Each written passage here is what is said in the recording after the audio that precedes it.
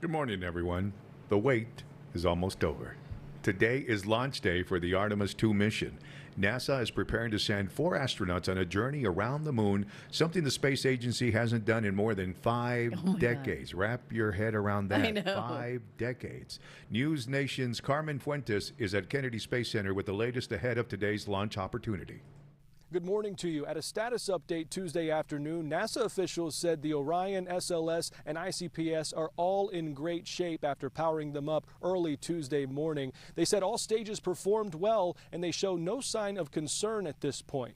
With that said, when NASA starts tanking the rocket this morning, we'll be watching with a close eye. It was at this point during the first wet dress rehearsal in January where the space agency discovered a hydrogen leak to the Space Launch System's liquid hydrogen fueling system and forced them to scrap the February launch window. Following a successful second wet dress rehearsal in February, NASA discovered a helium flow issue to the interim cryogenic propulsion stage, which caused them to roll back to the VAB. NASA says these issues have been fixed, and now their only concern is the weather, specifically ground level winds and cumulus clouds.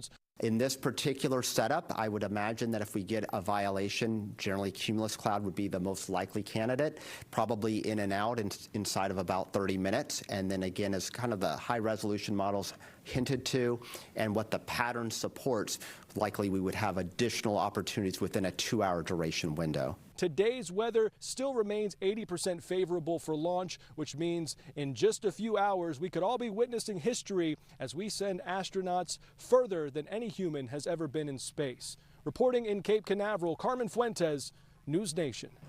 So we're joined this morning by Randall Walker, who's a doctoral student in the Center for the Advancement of Space Safety and Mission Assurance Research, or CASMAR, at the College of Engineering at UTEP. When you walked in with your super cool shirt, we were like, man, we got to get us one of these things. I wanted to do a jersey exchange with him. I know, but I don't blame him. He said no. Yeah, he did. So, Randall, the mission, this is a super important mission. Tell us why are we doing this now? I think it's just time. There's been a lot of excitement over the years, the 50 years that since we've been back. There's a lot of data that we can get from the moon, a lot of different projects that they have in mind, and I think we're ready to go. Okay, so this is the deepest any astronaut has ever been in space, which, you would think, well, they've been to the moon, but they're going to go way beyond and the dark side. So, I mean, that's pretty crazy. How do you even fathom that? I mean, what are they going to find out there? Well, the 4 astronauts, they've been trained for a while because once you get to that far side of the moon, you kind of lose communication with Earth, right? So their main focus is to take images, right?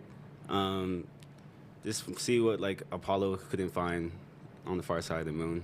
And then they're going to slingshot around. Yes. Basically. This sounds like a plot to a sci-fi movie. How does that even work?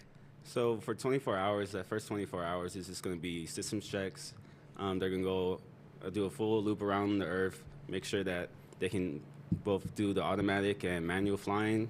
And once that's good to go, they're going to detach from the Orion booster, and then they're going to go off to the moon.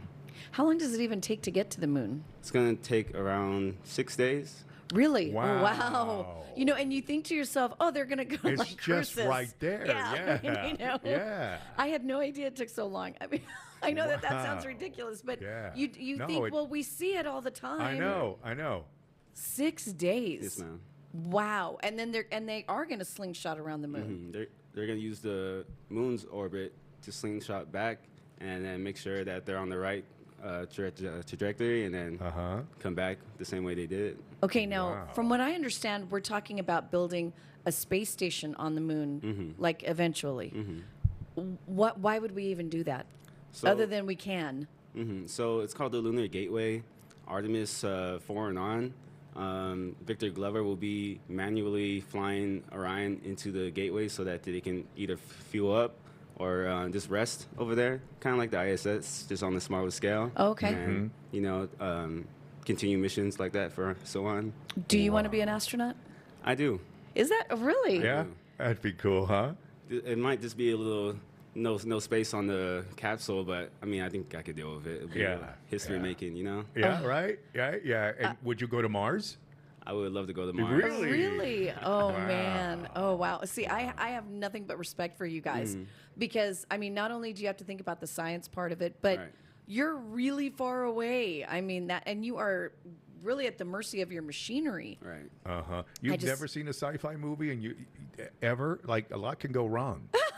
So my last name is Walker, so I grew up watching Star Wars because a lot of Star Wars jokes, and then I just got done watching Project Hail Mary, so I was, Oh, yeah. okay. How is that? it's a really good movie. Is it? Yeah, Is really it? I good. got to put that on my things to I do want this to see that. weekend. Yeah, for I want to real, see that. for Okay, real. now we have a little bit longer time to talk to you in our 7 o'clock hour on Second Cup over on KTSM Plus, and we're going to get kind of more into the nuts and bolts about the scientific things that are going to be happening. And you know, this is just such a cool thing. It has been 50 years. Right. So